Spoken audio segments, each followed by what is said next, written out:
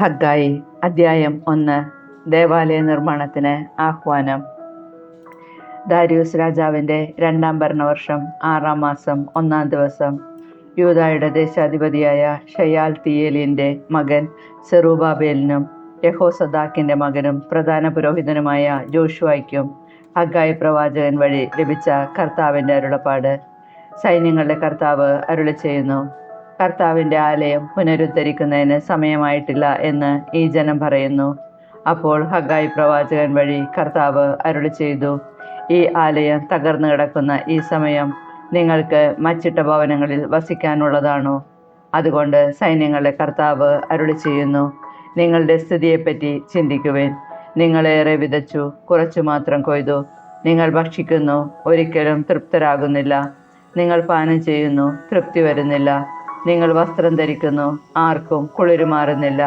കൂലി ലഭിക്കുന്നവന് അത് ലഭിക്കുന്നത് ഓട്ടസഞ്ചിയിലിടാൻ മാത്രം. സൈന്യങ്ങളുടെ കർത്താവ് അരുളിച്ചെയ്യുന്നു: നിങ്ങളുടെ ഈ സ്ഥിതിയെപ്പറ്റി ചിന്തിക്കുവിൻ. നിങ്ങൾ മലയിൽ ചെന്ന് തടി കൊണ്ടുവന്ന് ആലയം പണിയുവിൻ. ഞാൻ അതിൽ സംപ്രീതനാകും, മഹത്വത്തോടെ ഞാൻ അതിൽ പ്രത്യക്ഷനാകും. കർത്താവ് അരുളിച്ചെയ്യുന്നു: നിങ്ങൾ ഏറെ തേടി, ലഭിച്ചതോ അല്പം മാത്രം. നിങ്ങളത് വീട്ടിലേക്ക് കൊണ്ടുവന്നു, ഞാനത് ഊതിപ്പറത്തി. എന്തുകൊണ്ട്? സൈന്യങ്ങളുടെ കർത്താവ് ചോദിക്കുന്നു. നിങ്ങൾ ഓരോരുത്തരും തൻ്റെ ഭവനത്തെ പ്രതി വ്യഗ്രത കാട്ടുമ്പോൾ എൻ്റെ ആലയം തകർന്നു കിടക്കുന്നത് കൊണ്ട് തന്നെ.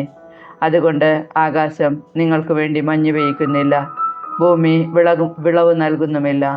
ദേശത്തിലും മലകളിലും ധാന്യത്തിലും പുതുവീഞ്ഞിലും എണ്ണയിലും ഭൂമിയിൽ മുളയ്ക്കുന്നവയിലും മനുഷ്യരിലും കന്നുകാലികളിലും അവരുടെ അധ്വാനത്തിലും ഞാൻ വരൾച്ച വരുത്തിയിരിക്കുന്നു.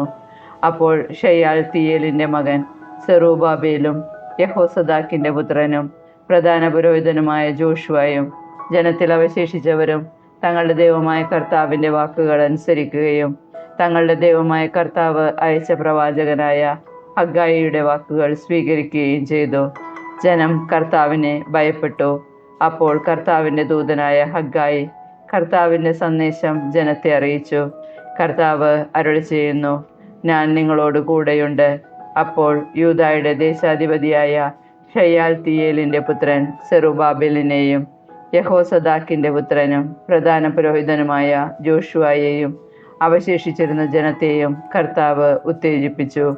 അവർ തങ്ങളുടെ ദൈവമായ സൈന്യങ്ങളുടെ കർത്താവിന് ആലയം പണിയാൻ തുടങ്ങി. ഇത് 6-ാം മാസം 24-ാം ദിവസമാണ്. ഹഗ്ഗായി അദ്ധ്യായം 2. പുതിയ ദേവാലയം.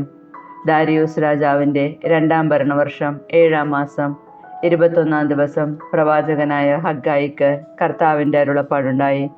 യൂദായുടെ ദേശാധിപതിയായ ശെയാൽതീയേലിൻ്റെ മകൻ സെറുബ്ബാബേലിനോടും യെഹോസദാക്കിൻ്റെ പുത്രനും പ്രധാന പുരോഹിതനുമായ ജോഷുവയോടും ജനത്തിൽ അവശേഷിക്കുന്നവരോടും പറയുക: ഈ ആലയത്തിൻ്റെ പൂർവ്വ മഹിമ കണ്ടിട്ടുള്ളവരായി നിങ്ങളിൽ ആരുണ്ട്? ഇപ്പോൾ ഇതിൻ്റെ സ്ഥിതി എന്താണ്? തീരെ നിസ്സാരമായിട്ട് തോന്നുന്നില്ലേ? എങ്കിലും സെറുബ്ബാബേൽ ധൈര്യമായിരിക്കുക. യെഹോസദാക്കിൻ്റെ പുത്രനും പ്രധാന പുരോഹിതനുമായ ജോഷുവ ധൈര്യമായിരിക്കുക. ദേശവാസികളെ ധൈര്യം അവലംബിക്കുവിൻ.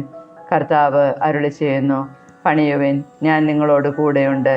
സൈന്യങ്ങളുടെ കർത്താവ് അരുളിച്ചെയ്യുന്നു: ഈജിപ്തിൽ നിന്ന് നിങ്ങൾ പുറപ്പെട്ടപ്പോൾ ഞാൻ നിങ്ങളോട് വാഗ്ദാനം ചെയ്തിരുന്നത് പോലെ തന്നെ എൻ്റെ ആത്മാവ് നിങ്ങളുടെ ഇടയിൽ വസിക്കുന്നു. ഭയപ്പെടേണ്ട. സൈന്യങ്ങളുടെ കർത്താവ് അരുളിച്ചെയ്യുന്നു: അല്പസമയത്തിനുള്ളിൽ വീണ്ടും ഞാൻ ആകാശവും ഭൂമിയും കടലും കരയും ഇളക്കും. ഞാൻ എല്ലാ ജനതകളെയും കുലുക്കും. അങ്ങനെ എല്ലാ ജനതകളുടെയും അമൂല്യനിധികൾ ഇങ്ങോട്ട് വരും.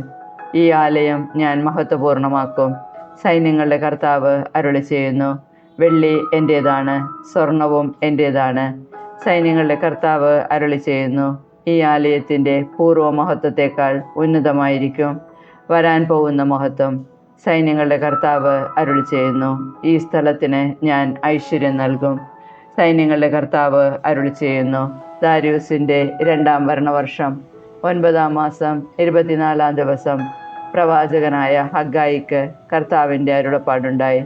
സൈന്യങ്ങളുടെ കർത്താവ് അരുളിച്ചെയ്യുന്നു: പുരോഹിതന്മാരോട് ഈ പ്രശ്നത്തിൻ്റെ ഉത്തരം ചോദിക്കുവിൻ.